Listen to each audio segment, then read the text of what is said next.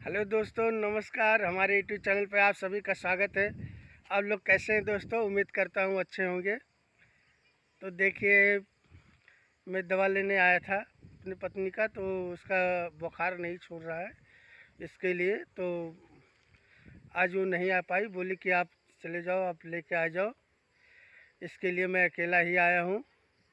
तो हम कहना आप लोग से बता दूँ, तो ये दवा लेके वापस लौटा हूँ। और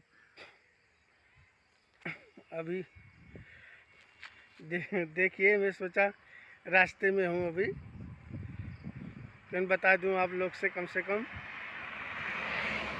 और ऐसे ही प्यार दुलार बरसाते रहिए, आशीर्वाद देते रहिए आप लोग।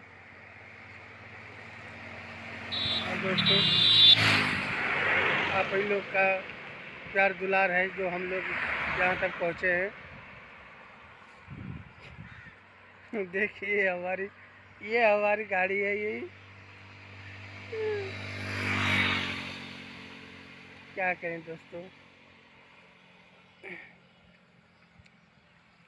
अभी रास्ते में रुक के मैं सोचा बना के डाल दूँ आप लोग के लिए, आप लोग भी जाने। ठीक है दोस्तों,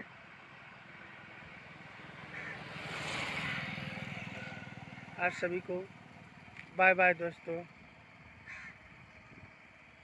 बाय बाय।